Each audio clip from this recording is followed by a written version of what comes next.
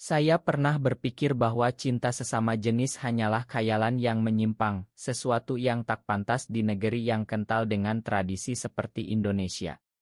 Sampai hari itu tiba, ketika tatapan bos saya, Pak Ari, membuat jantung saya berdegup kencang, seolah ada ikatan tak terlihat yang menghubungkan perasaan kami.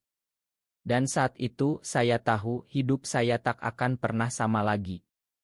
Di Jakarta yang ramai, di tengah hiruk-pikuk lalu lintas dan gedung-gedung pencakar langit, saya, Andi, bekerja sebagai staf administrasi di sebuah perusahaan ekspor kopi.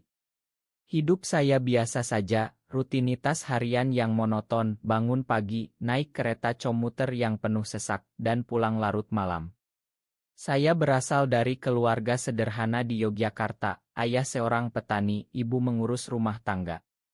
Mereka selalu menekankan nilai-nilai tradisional, pernikahan dengan lawan jenis, anak cucu yang melanjutkan garis keturunan. Saya pun tumbuh dengan keyakinan itu, meski kadang hati kecil saya merasa ada yang salah dengan diri saya sendiri. Pak Ari adalah bos saya, direktur muda yang karismatik, berusia sekitar 35 tahun. Dia orang Batak yang pindah ke Jakarta untuk membangun karir. Wajahnya tegas dengan senyum yang jarang tapi hangat, tubuhnya atletis dari kebiasaan olahraga pagi di taman kota. Semua karyawan menghormatinya, termasuk saya. Tapi ada sesuatu yang berbeda ketika kami pertama kali bertemu. Saat rapat pertama, tatapannya menyentuh mata saya, dan tiba-tiba saya merasakan getaran aneh di dada. Seolah perasaannya mengalir ke dalam pikiran saya. Saya menggelengkan kepala, mengira itu hanya khayalan. Hari-hari berlalu dan ikatan itu semakin terasa. Saat Pak Ari marah karena kesalahan laporan dari tim lain, saya merasakan amarahnya seperti panas yang membara di dada saya sendiri. Saya terkejut, mencoba mengabaikannya. Tapi saat dia bahagia setelah deal besar dengan pembeli dari Eropa, kebahagiaan itu seperti angin segar yang menyapu hati saya. Apa ini telepati? Atau hanya imajinasi saya yang berlebihan? Saya tak berani bertanya, takut dianggap gila. Suatu malam, setelah lembur, Pak Ari mengajak saya makan malam di warung sate kambing pinggir jalan. Andi, kamu tampak lelah. Mari kita santai sebentar, katanya dengan suara lembut. Kami duduk di bangku kayu, angin malam Jakarta yang lembab menyapa kami. Saat menyantap sate, dia bercerita tentang masa kecilnya di Medan, bagaimana dia berjuang melawan ekspektasi keluarga untuk menjadi dokter, tapi memilih bisnis. Saya mendengarkan dan lagi-lagi perasaannya mengalir, rasa kesepian yang dalam, meski dia sukses. Hati saya ikut pilu. Pak, saya juga merasa seperti itu kadang, kata saya tanpa sadar. Dia menatap saya tajam. Bagaimana kamu tahu? Malam itu kami berbagi cerita lebih dalam. Saya menceritakan tentang tekanan dari keluarga untuk menikah, meski saya tak pernah tertarik pada wanita. Pak Ari diam sejenak, lalu berkata, saya juga, Andi. Tapi di sini, di Indonesia, itu bukan pilihan mudah. Kata-katanya seperti petir, mengonfirmasi apa yang saya rasakan. Ikatan kami bukan khayalan, itu nyata. Sejak saat itu hubungan kami berubah. Bukan lagi bos dan bawahan tapi dua jiwa yang terhubung. Tapi konflik mulai muncul. Di kantor, rumor mulai beredar. Seorang rekan kerja, Bu Rina, yang iri dengan promosi saya, mulai mengawasi kami. Hati-hati, Andi. Pak Ari terlalu dekat denganmu, bisiknya suatu hari. Saya mengabaikannya, tapi hati saya mulai gelisah. Pak Ari juga merasakannya, kekhawatirannya mengalir ke saya seperti arus listrik. Kami mulai bertemu diam-diam, di kai kecil di pinggir kali Ciliwung, berbagi mimpi dan ketakutan. Suatu hari, saat presentasi penting, saya gugup. Pak Ari menyentuh bahu saya pelan, dan tiba-tiba kepercayaan dirinya mengalir ke saya. Saya sukses, dan dia tersenyum bangga. Tapi malamnya, di apartemennya yang sederhana di kawasan Kemang, kami hampir kehilangan kendali. Andi, ini berbahaya, katanya, suaranya gemetar. Saya mengangguk, tapi hati kami sudah terikat erat. Keluarga saya mulai curiga. Ibu menelepon, Andi, kapan kamu pulang? Ada gadis bagus di kampung. Saya bohong, tapi rasa bersalah menusuk. Pak Ari punya cerita serupa, keluarganya di Medan mendesaknya menikah. Ikatan kami membuat kami merasakan penderitaan masing-masing, memperkuat tapi juga menyiksa. Akhir ile ini, saya menyadari, cinta ini seperti angin monsun, menyegarkan tapi bisa membawa badai. Badai itu datang lebih cepat dari yang saya kira. Suatu pagi di kantor, Bu Rina memanggil saya ke ruangannya. Andi, saya tahu apa yang terjadi antara kamu dan Pak Ari, katanya dengan senyum licik. Saya terkejut, denyut jantung saya berpacu. Bagaimana dia tahu? Ternyata dia memata-matai kami, melihat kami dikai. Ini bisa merusak karirmu dan karirnya, ancamnya. Saya merasakan ketakutan Pak Ari dari jauh, dia pasti sedang rapat, tapi emosinya mengalir kuat. Saya pulang dengan hati berat, tak bisa tidur. Malam itu, saya bertemu Pak Ari di taman kecil dekat Monas. Kita harus hati-hati, katanya, memegang tangan saya pelan. Tapi getaran hatinya penuh cinta, membuat saya lupa segalanya. Kami berjalan di bawah lampu-lampu kota, berbicara tentang mimpi kami, hidup bebas di Bali, jauh dari pandangan masyarakat. Saya ingin bersamamu, Andi, bisiknya. Kata-kata itu membuat jiwa saya bergetar, tapi juga takut. Keesokan harinya, konflik meledak. Bu Rina melaporkan kami ke Dewan Direksi. Pak Ari dipanggil, dan saya merasakan amarah serta keputusasanya seperti pisau menusuk. Saya menunggu di luar ruangan, keringat dingin mengalir. Saat dia keluar, wajahnya pucat. Mereka memperingatkan saya, Andi. Jika terus, saya bisa dipecat. Hati saya hancur. Bagaimana bisa? Kami tak melakukan apa-apa yang salah, hanya mencinta. Tapi pengkhianatan lebih dalam. Ternyata Bu Rina bukan saja iri, tapi dia punya agenda pribadi. Dia pernah menyukai Pak Ari, tapi ditolak. Kini, dia ingin menghancurkannya. Saya tahu ini dari gosip kantor, dan ikatan kami mengonfirmasi, Pak Ari merasakan pengkhianatan itu seperti luka lama. Kami memutuskan untuk bertahan, tapi tekanan semakin berat.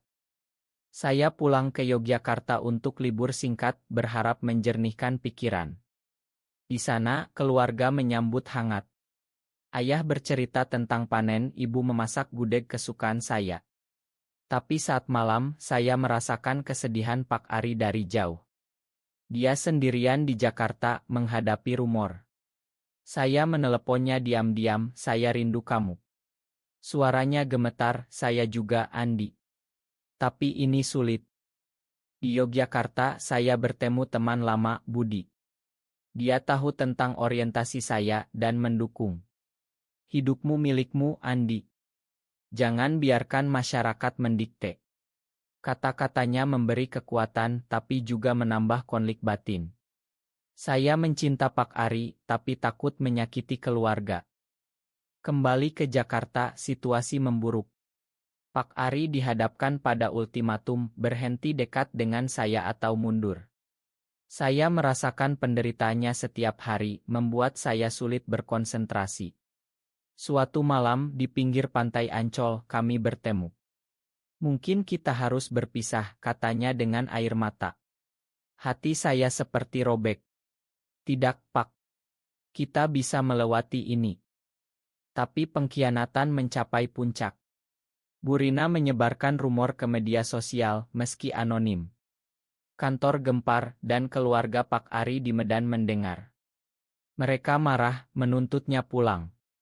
Saya merasakan kemarahan mereka melalui ikatan kami, seperti badai yang menghantam.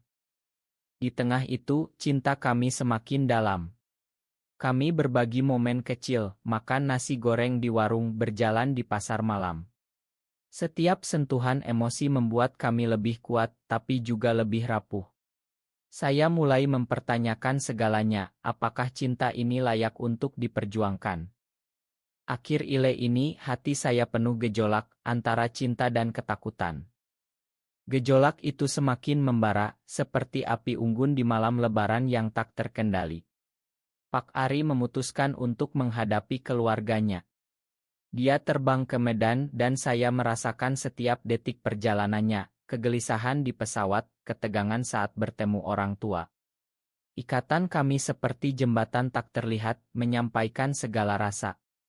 Saat dia berbicara dengan ayahnya, saya merasakan penolakan itu seperti tamparan di wajah saya sendiri. "Kamu membawa malu keluarga," teriak ayahnya. Pak Ari menangis, dan air mata itu mengalir ke hati saya. Di Jakarta, saya sendirian menghadapi badai kantor. Bu Rina dipromosikan, menggantikan posisi sementara Pak Ari. Dia menyeringai saat melihat saya, "Kamu seharusnya tahu tempatmu, Andi." Saya ingin marah, tapi ikatan dengan Pak Ari membuat saya kuat. Dia mengirim pesan, "Bertahanlah, sayang." Kata itu, sayang, membuat hati saya meleleh, meski dalam kesedihan. Keluarga saya juga mulai curiga. Ibu menelepon, "Andi, kamu tampak berbeda. Ada apa?" Saya bohong lagi, tapi rasa bersalah seperti racun yang perlahan membunuh. Malam-malam saya habiskan merenung di atap apartemen, memandang lampu-lampu kota yang berkelap-kelip. "Mengapa cinta harus begini?" gumam saya pada angin. Pak Ari kembali dengan luka hati. Kami bertemu di sebuah ila kecil di Bogor, jauh dari mata-mata. Di sana, di tengah hutan pinus, kami berbagi cerita. Mereka tak mengerti, Andi. Tapi saya tak bisa hidup tanpa kamu. Tangannya memegang tangan saya, dan emosi kami bergabung, cinta, kesedihan, harapan. Itu momen paling intim tanpa kata-kata berlebih. Tapi pengkhianatan belum berakhir. Ternyata Bu Rina bekerja sama dengan kompetitor perusahaan, membocorkan data rahasia. Saat itu terungkap, kantor chaos. Pak Ari dipanggil kembali, dan saya merasakan kelegaan serta amarahnya. "Ini kesempatan kita," katanya. "Kami bekerja sama mengumpulkan bukti malam demi malam." Ikatan kami membantu, saya bisa merasakan intuisinya, membuat kami lebih Asian. Dalam proses itu, cinta kami mekar. Kami berjalan di kebun teh Bogor, berbicara tentang masa depan. Bayangkan kita di Bali, membuka kai kecil, impinya. Saya tersenyum, tapi hati saya tahu, jalan ini penuh duri. Keluarga Pak Ari datang ke Jakarta, menuntut penjelasan. Pertemuan itu tegang. Saya bersembunyi di luar, tapi merasakan segalanya, argumen, air mata, penolakan. Akhirnya ibunya berkata, "Jika itu membuatmu bahagia, nak. Itu langkah kecil, tapi berarti." Tapi bagi saya, konflik batin semakin dalam. Saya mimpi buruk tentang ayah yang marah, masyarakat yang menunjuk. "Apakah saya pantas bahagia?" tanya hati saya. Pak Ari merasakannya, menelepon, "Kamu pantas, Andi. Kita pantas." Higtro mendekat. Bu Rina ditangkap atas tuduhan pengkhianatan perusahaan. Tapi sebelum itu, dia mengancam akan membongkar hubungan kami ke publik. "Kalian akan hancur," katanya. Saya merasakan ketakutan Pak Ari, dan milik saya sendiri bergabung, menciptakan badai emosi. Di tengah itu, kami menemukan kedamaian kecil di Estial Budaya di Jakarta. Menonton wayang kulit, cerita tentang cinta yang tragis, membuat kami sadar, cinta kami seperti Ramadan Sita, penuh ujian. Akhir-ile ini, emosi saya seperti ombak Samudra Hindia, naik turun tanpa henti. Ombak itu semakin ganas, menghantam jiwa saya seperti tsunami di Aceh. Setelah Bu Rina dipecat, kantor mulai pulih, tapi luka kami masih menganga. Pak Ari diangkat kembali sebagai direktur, tapi rumor tentang kami tak hilang. Setiap tatapan rekan kerja seperti jarum, menusuk hati. Saya merasakan beban Pak Ari, tanggung jawab, cinta, ketakutan. Ikatan kami sekarang seperti pedang bermata dua, memperkuat tapi juga memperbesar penderitaan. Suatu malam di rumahnya di kawasan Menteng kami berdebat hebat. Andi, mungkin kita harus berhenti. Untuk kebaikan kita. Kata-katanya seperti pisau memotong ikatan kami. Saya menangis, tidak. Kamu adalah segalanya bagiku. Emosi kami bertabrakan, amarah, cinta, keputusasaan. Itu malam paling gelap, tapi juga paling jujur. Keesokan harinya, keluarga saya datang ke Jakarta tanpa pemberitahuan. Ayah marah besar setelah mendengar gosip dari kerabat. Apa ini benar, Andi? Kamu membawa malu, teriaknya di apartemen saya. Saya merasakan sakit hatinya, dicampur dengan milik Pak Ari yang jauh. Saya menangis, menceritakan semuanya. Ibu memeluk saya, nak, kami mencintaimu. Tapi ini sulit. Pertemuan dengan Pak Ari dan keluarga menjadi klimaks. Kami duduk di restoran sederhana, suasana tegang seperti sebelum gempa. Ayah saya bertanya, apa yang membuatmu memilih jalan ini? Pak Ari menjawab dengan tenang, cinta, Pak. Cinta yang tulus. Emosi mengalir deras, penolakan, pengertian, air mata. Akhirnya, ayah mengangguk pelan, berjuanglah, tapi jangan lupakan akar. Tapi pengkhianatan terakhir datang dari dalam. Seorang teman dekat Pak Ari yang tahu rahasia kami, ternyata membocorkannya ke pers. Berita menyebar, skandal di perusahaan kopi, direktur dan bawahan terlibat hubungan terlarang. Dunia kami runtuh. Saya merasakan kepanikan Pak Ari seperti gempa di dada saya. Kami bersembunyi di sebuah resor di puncak, menghindari media. Di sana, di tengah kabut pegunungan, kami berbicara hati ke hati. Makan saya, Andi. Ini salah saya, katanya. Saya memeluknya, tidak, ini ujian kita. Cinta kami semakin dalam, tapi dunia luar seperti monster yang mengintai. Keluarga kami campur tangan. Ibu Pak Ari datang, memeluk kami berdua. Anakku bahagia, itu cukup. Tapi ayah saya masih ragu meski mulai melunak. Konflik batin saya mencapai puncak, apakah saya egois? Apakah cinta ini layak menyakiti orang lain? Kami memutuskan untuk pindah ke Bali, memulai baru. Tapi sebelum itu, kami hadapi pers. Pak Ari berbicara di konferensi pers, cinta adalah hak setiap manusia, tak peduli orientasi. Kata-katanya menggema, membuat saya bangga, tapi juga takut. Emosi semakin memuncak, harapan bercampur keputusasaan. Saya mimpi tentang masa depan, tapi realitas seperti dinding tinggi. Akhir ile ini, hati saya seperti gunung berapi Merapi, siap meledak dengan la emosi. Ledakan itu tak terhindarkan, seperti letusan Krakatau yang mengguncang samudra. Setelah konferensi pers, reaksi masyarakat beragam. Ada yang mendukung posting di media sosial tentang hak di Indonesia. Tapi ada juga hujatan, ancaman dari kelompok konservatif.